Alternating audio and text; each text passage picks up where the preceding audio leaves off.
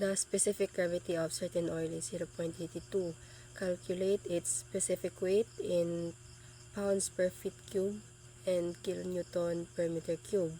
And B, mass density in slugs per feet cube and kilograms per meter cube. So to find the specific weight of certain oil, so specific weight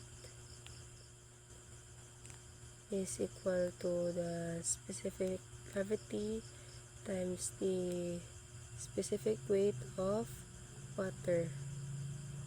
So in pounds per feet cube, the specific weight of water is 62.4.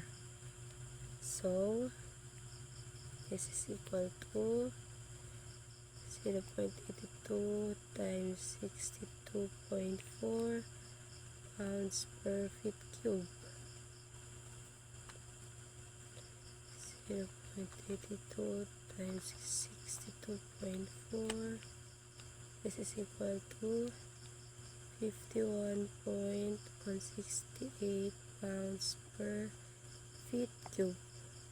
So in kilonewton per meter cube, so the unit weight of water is 9.81 kilonewton per meter cube, cubic meters. 0.82 times 9.81 kilonewton per cubic meters. This is 0.82 times 8.05 kilonewton per meter cube. Okay, so next, the mass density. So mass density, or rho, is equal to the specific gravity times the mass density of water.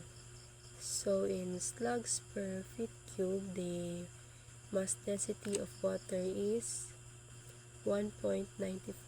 So 0.82 times 1.94 slugs per feet cube. So this is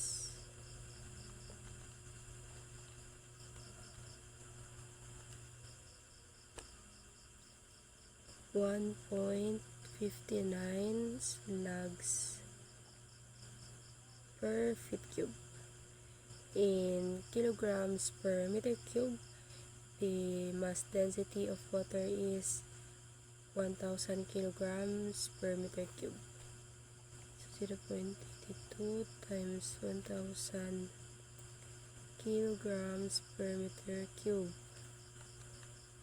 0.82 times 1000. This is 820 kilograms per meter cube.